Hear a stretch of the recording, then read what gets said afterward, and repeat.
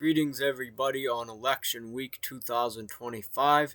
This was a pretty good one. I would love if the midterms went this painless. A year ago, none of us thought. A year ago to the second, none of us thought that we would be. As I'm filming this, none of us thought, if we were awake, that we were going to have elections this time, 2025, and yet here we are, and this is the best we can hope for in the midterms next year, God willing. And I'm going to explain later on why it might not be that painless, but I'm gonna, from what I've heard about people that, like Trump, come out and say that they want absolute power, is that usually if they fail within the first year or so, and it has been a year at this point, like to the second, it's a year since the election was de facto called for him, because as I'm filming this, 2:27 a.m. It was actually 3, but daylight savings time didn't kick in early in the month, and daylight savings time has kicked in. So yes, this is exactly 1 year after the race was called, and I think that y'all remember what that was like. A lot of you actually felt the same way. I felt a lot of empathy for the people who voted that way when they won, because it's like, now I know what it's like to be somebody that, for whom it's not a given to want to be here.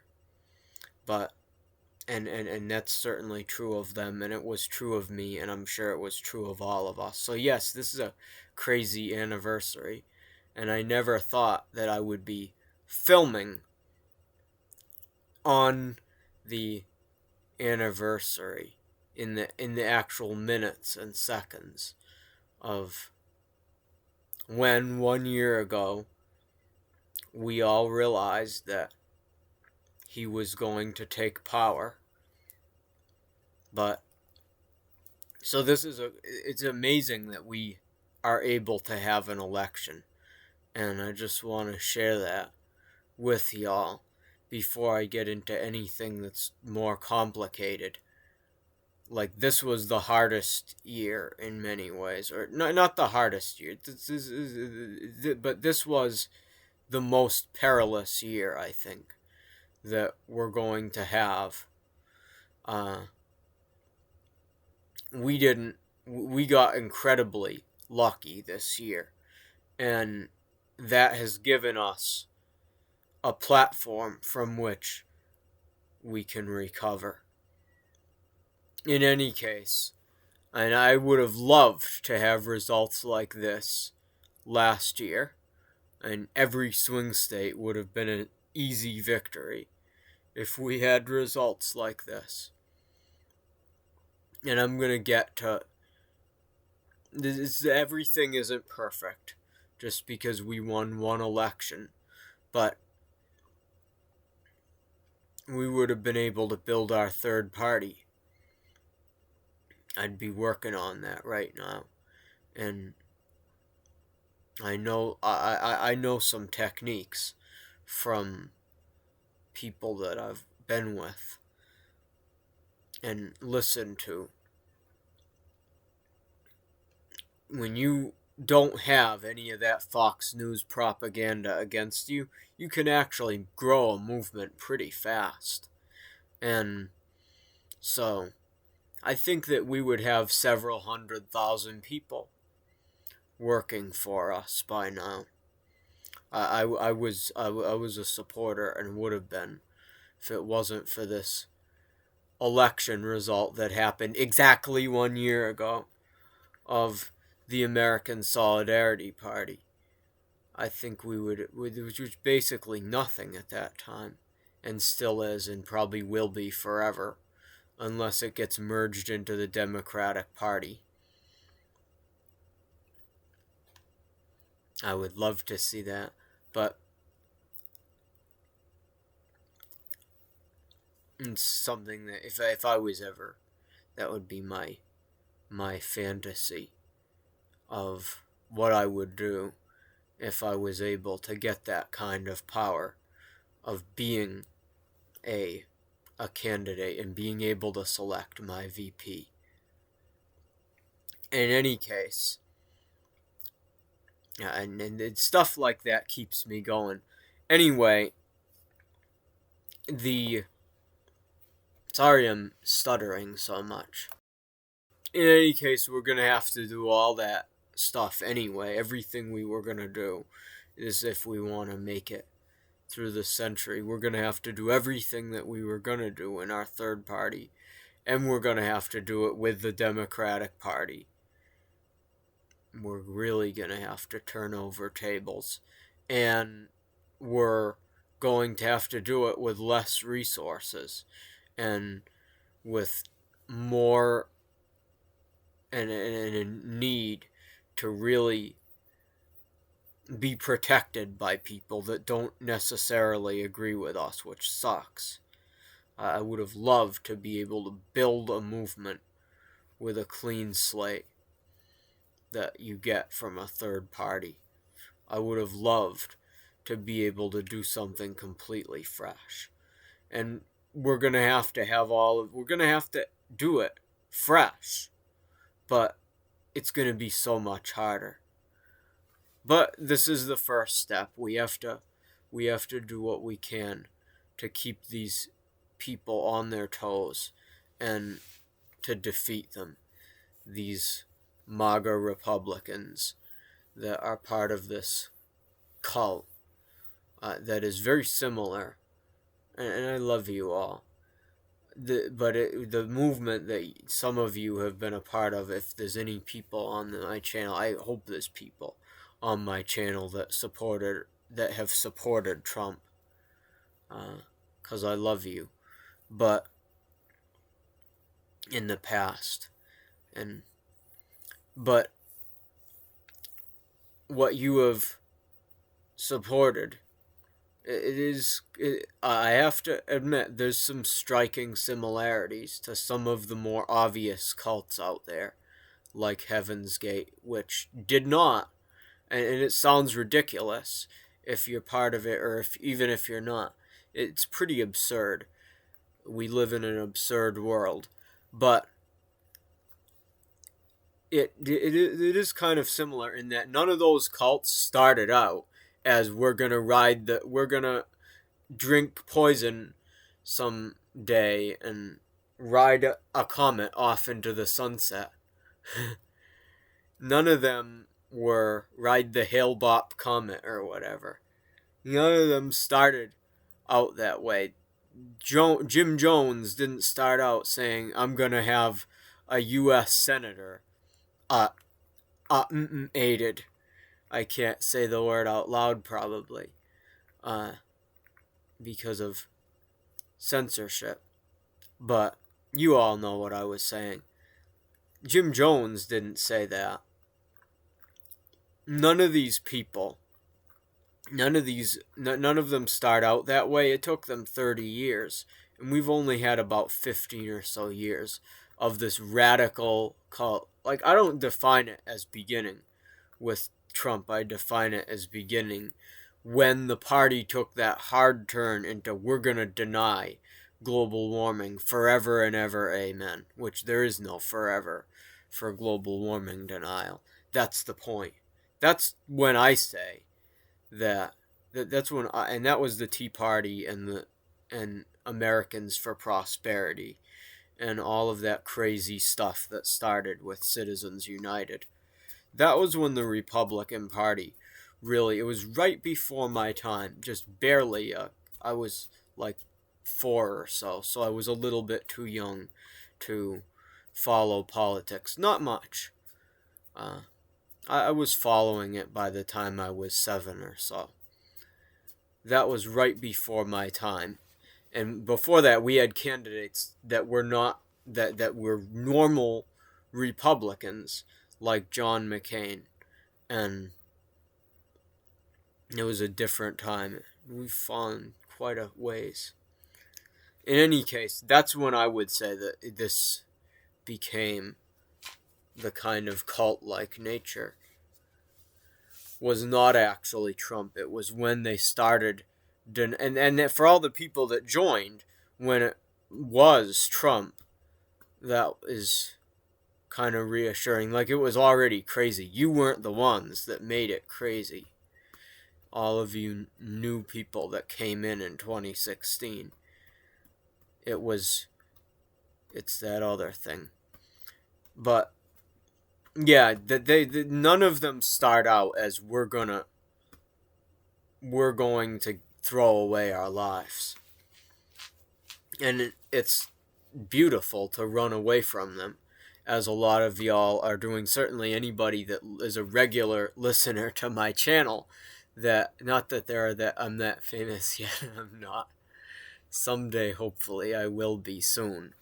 But anybody who's a regular listener to my channel that used to vote for Trump, you've obviously are doing a great job, and there's no better place probably for you to be. It's a beautiful thing for people to leave before they get to the point where the deed is done. And the deed, in our case, would take everybody down with it, not just the people that voted for it. So it's beautiful that y'all are leaving now, and not after Florida is gone and there are billions of people on the move and we're on the edge of thermonuclear exchange. It's beautiful that it's happening now and not then. And I love you all. Even though a year ago, exactly today, y'all helped make my life hell. I love you anyway. God bless you. Anyway, so what about these elections? First of all, I would not say I'm not actually resting on my laurels after this at all. We won a couple of elections. The young people have turned against Donald Trump, which is nice. Like, the young people are the ones, people my age, indisputably more than any other demographic in terms of swing, were the ones that gave Donald Trump the White House as self-proclaimed president that he is now.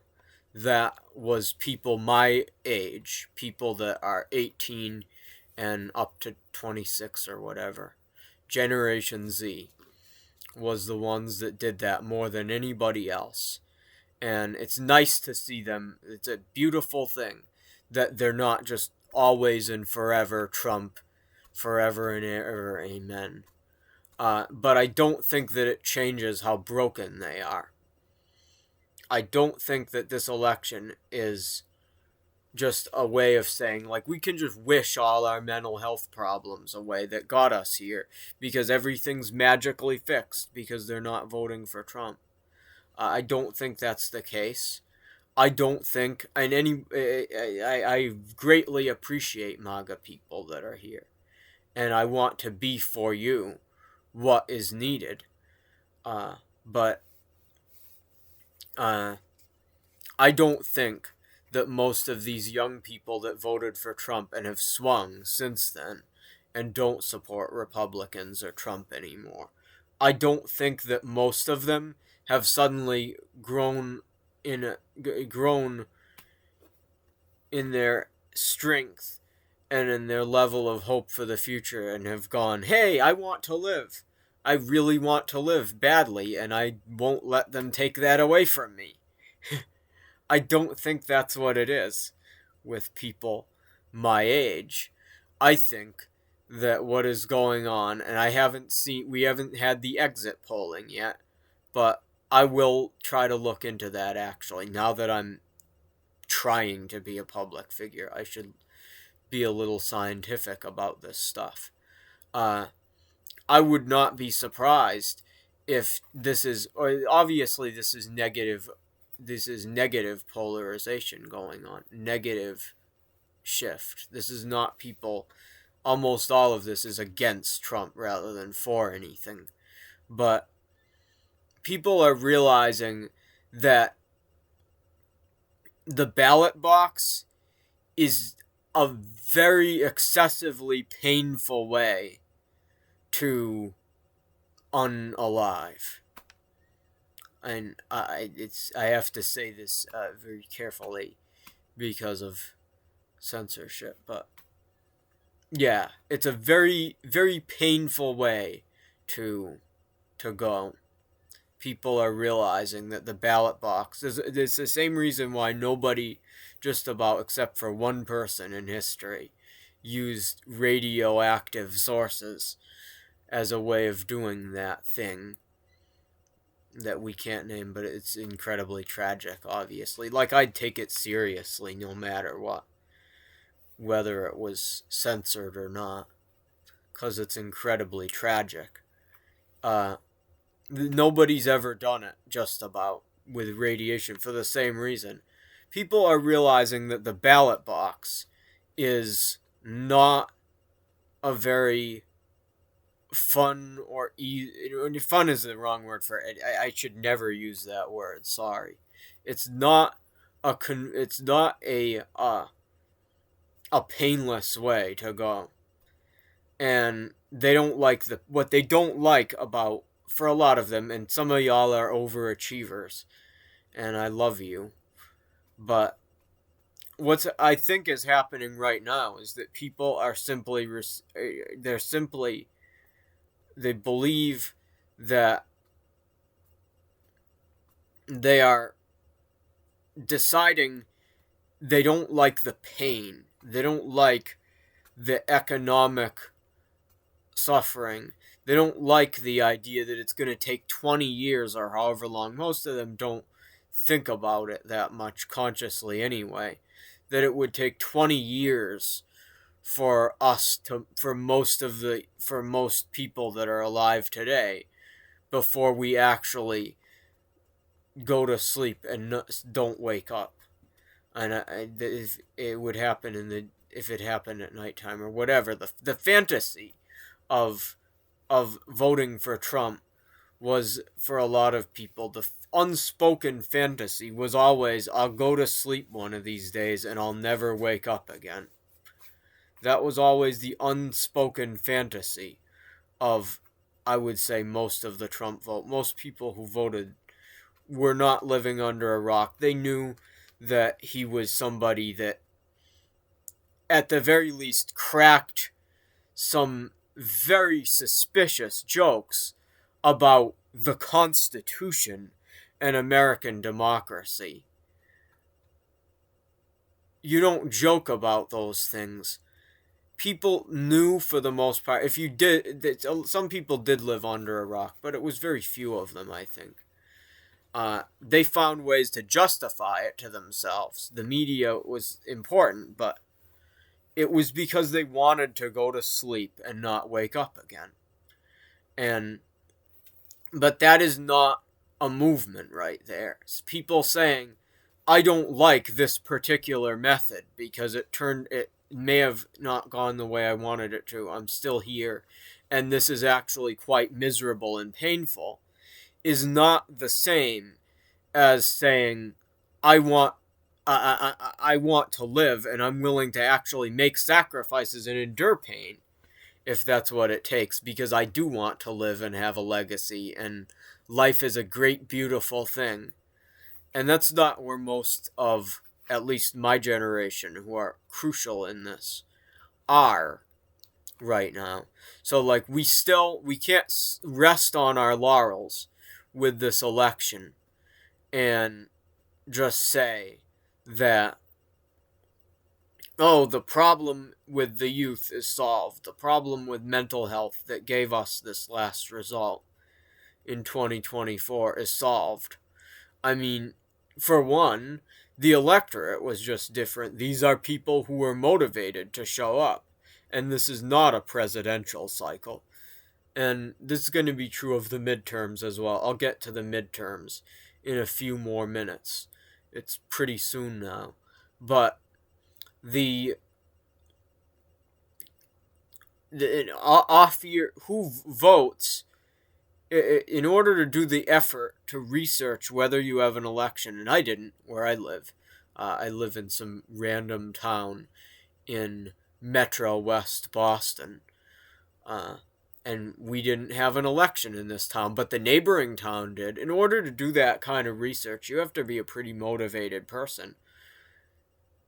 People who are one rung above saying, I'm just gonna drive out into traffic, or that would not like the vote. I would say to vote for Trump or to deny global warming is pretty similar to just not looking both ways when you turn out onto a busy road because you don't care.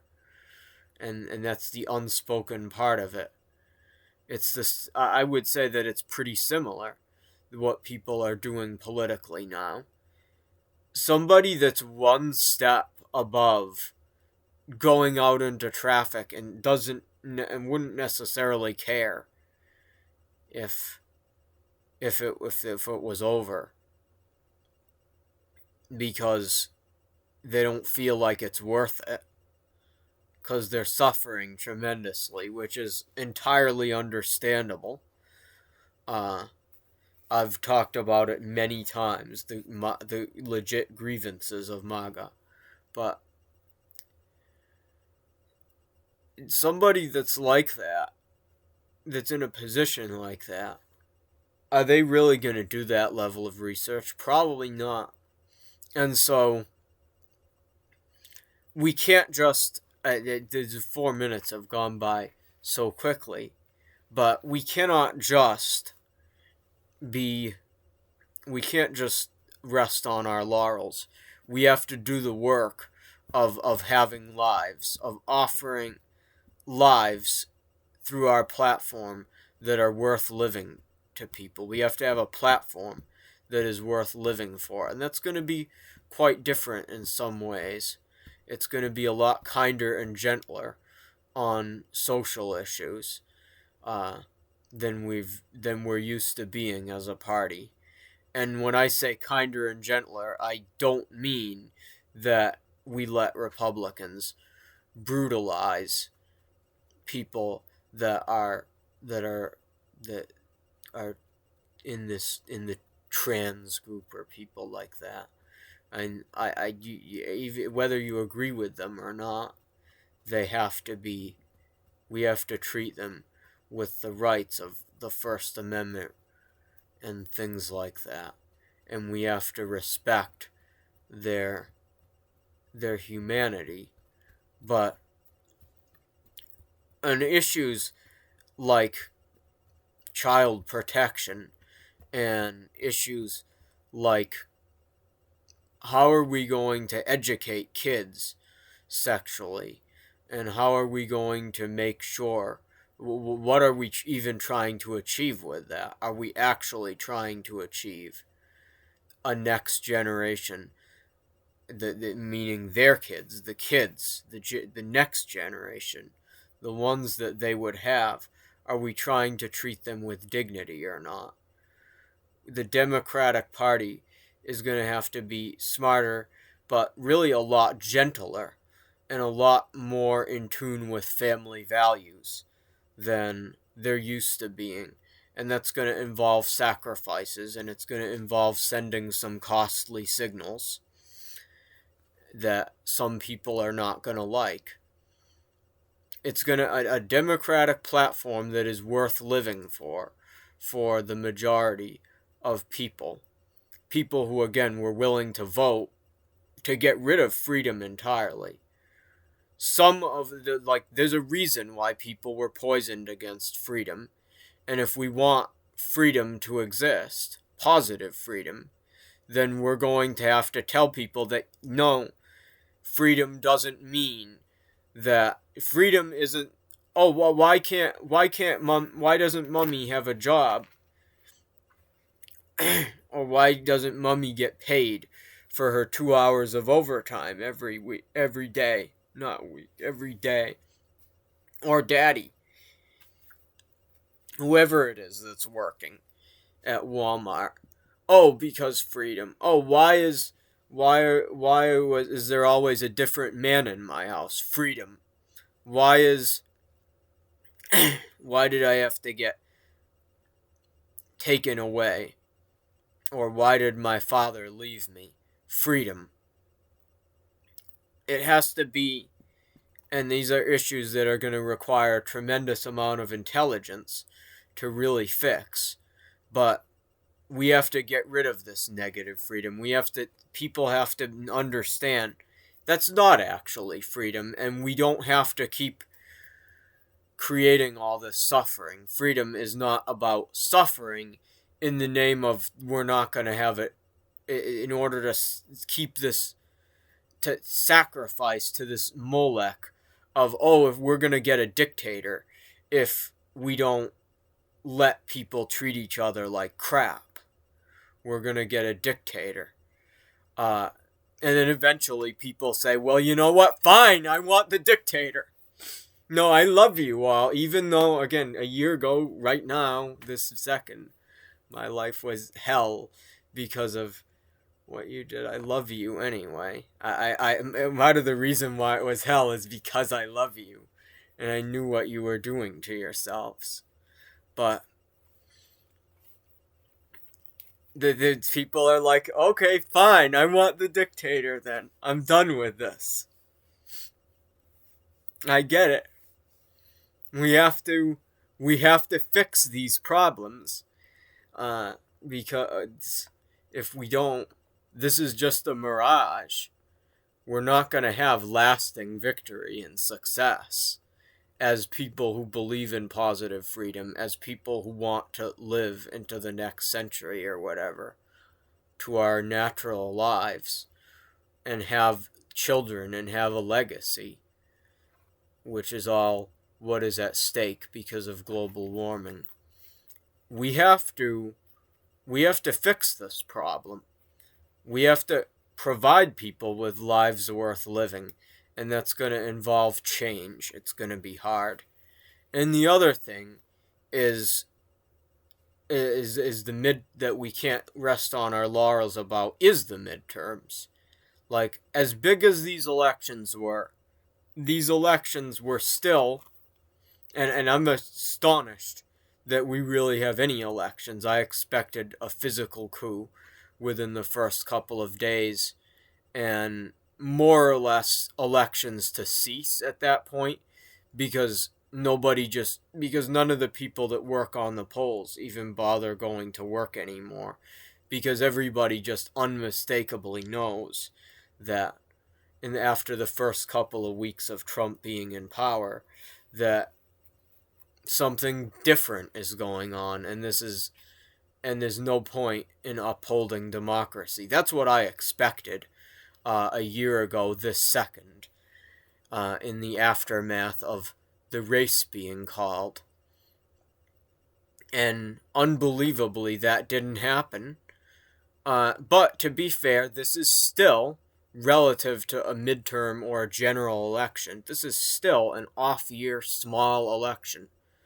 And there's a chance that he might not have cared that much about it, and he did intervene at the last minute in New York, which was kind of a waste of time. But there's a chance that he might not care about it. By the way, I love you all, New Yorkers. You are some of the bravest and loveliest electorate in this country. You just elected one of the best of them, Zoran. Even though I disagree with him in some ways, and not about in economics, he's great. I have personal, philosophical, religious disagreements with him, but I love him, and I love what you've all done, in New York.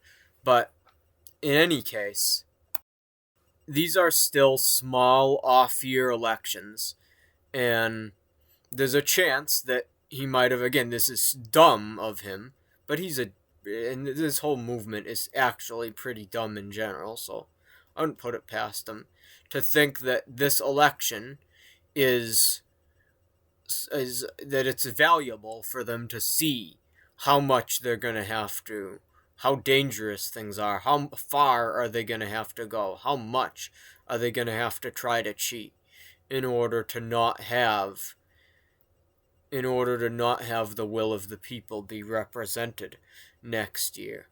And again, I think that it's dumb for them to do that. I think that the smart thing for them to do, and I'm not even afraid of giving them ideas anymore, because they won't take them. They're too proud. But I think that the smart thing is to, as soon as possible, within the first couple of weeks, which is done now, to really get rid of them, to not have elections, because the more elections you have, the more it gets normalized that we're still a democracy, or that there are still aspects of democracy here. And you don't want that if you're the kind of person that would just come out and say, "Oh, I'm going to be a dictator on day one." If you're Viktor Orban, maybe not, but or even Putin. But if you're like that, if you just come out and say the quiet part out loud, like you want to normalize that, so why would you have elections at all within the first couple of weeks? Why would you allow even the smallest special election? But in any case, there's a chance and there's a vehicle for them to do this in the Supreme Court, sitting in the Supreme Court right now. And I'm not that confident about it. It's the abolition, the overturning of the Voting Rights Act. And if that gets overturned, then about 10 states or so lose their only Democratic district. That sucks. That's hard. That makes it. And none of these states are particularly close enough in the Deep South. Not talking about Georgia or North Carolina, the Deep South, the deep rural South. None of them are close enough for there really to be any backlash effect either, unless we create something that's really astonishingly worth living for. Then all bets are off. Maybe we could get millions of Trump voters in the Deep South to vote for us, but I don't think that's going to happen in time for the midterms, and I think it would happen in other regions of the country first, but they could really make it almost impossible for us to win if they do this. And so, for that reason, I don't think, as much as we've seen a tremendous success of electoralism, and I love you all the people that voted in this election, you are, I know several of them right around me, where I live, and they all voted, and they voted the right way, because there is a right way right now to vote. But I don't think that electoralism is the answer right now. I think that it's too fragile. I think that we should have a plan B. My plan B, I don't know if I mentioned this. I think my last video was before No Kings. I'm sorry, y'all. I hate being at school. Soon I'll be out of school, and I'll be able to give all my time to y'all, the people in this country. But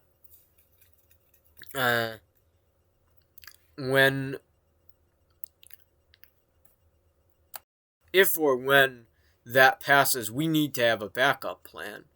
And I have an idea that I've developed pretty recently about how would we combat this. What would we do as a rapid response, or maybe within a few months, definitely before the midterms, if they overturn the Voting Rights Act? Because again, these elections that we have are of sacred significance. The Bible and the promises in it, and whatever else you believe in. I'm sure that people that are sci-fi futurists as well. There's all kinds of people who want a future. There's people, I'm sure, who are going to listen to this channel who are not convinced yet, not fully on board. And I love you all too. But you are going to need some kind of powerful action, some kind of way. We're all going to need a way, regardless of what we believe, these next two elections are exactly what I thought 2024 was. And I very well could be wrong. We have a chance. We officially have a chance. We had elections.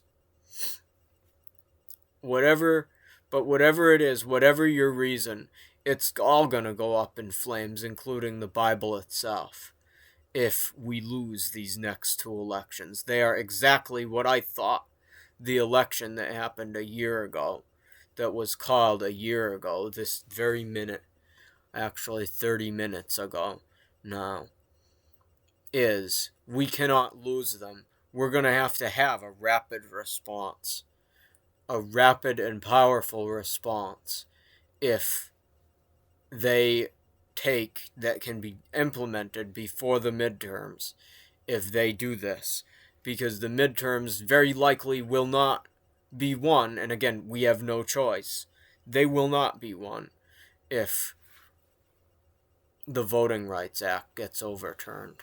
And so what we will have to do is we will have to take matters into our own hands and do something that is so overwhelming that it will convince these people. And that's actually not that hard if you think about it, because these are people that have lived in the lap of luxury, most of them their whole lives. And so I have a very simple idea for what we can do before the midterms to guarantee that we will have a free and fair election like the one that we just had, which, by the way, we do not deserve this. We don't for losing. Y'all don't on some level for voting for him, although I love you. And I'm sure that and many of you have also been part of the problems that motivated you to vote for him as well. Like, I'm sure that a lot of you have not treated your children as well as you wish that you did, and maybe don't like seeing the cycle repeat itself with your grandchildren now and your children. The Trump supporters are not perfect. Just because you suffer doesn't mean that you're perfect. And my side certainly has a lot of problems. We do not deserve to have these elections, but here they are. It's amazing, and we'll take whatever we can get. I love you all thank you all for voting in this election and making your voices heard. But in order to have a free and fair election like this again, we know that it's possible. Unbelievably, under a second Trump administration, we had an election. I know I'm acting kind of crazy. We had an election. We give yourselves a pat on the back and the good Lord, if you believe. We had an election. You know, that's crazy. Donald Trump said that he would get rid of those last year if he won, and he won. Like, I realized that. I knew that last year. He won. And yet, this year, it's a year later, and there was an election. It's incredible. But if we want to have another one, we're going to have to fight for it still. And we might have to fight harder. But this is my idea, and I'll try to separate that part off as well later on, and just make a video about this kind of strike, so it's easier for y'all to find it, but we can absolutely, at this point, as they've shown that this is probably the best that they got, that they're not able to really have the kinds of mass terror that terror at scale that they would need to squash us. They're not disciplined enough to do that. But we can definitely, at this point, have a free and fair election even next year, regardless of what they try. And that's a mission that we should all be working towards. God bless you all. I don't know when the next big protests will be. Uh, Maybe they'll be held in the snow. Maybe they'll be delayed. I would hope that people would have a little more courage. Uh, I forgot actually. Sorry, I'm wrapping it up. I forgot to tell you how the strike would actually work. So what it would be is basically these people who live in the lap of luxury. They depend on service workers, often poorly paid people, golf janitors, and people who wait tables at hotels and golf courses. Luxury hotels do not get paid very well. Look up Alina Haba.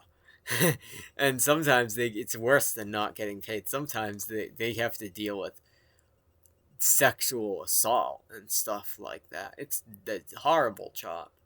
Uh, and but even on the best of days, they don't get paid that well. Rich people are very cheap. Wealthy people, powerful people tend to be very cheap compared to what we would expect.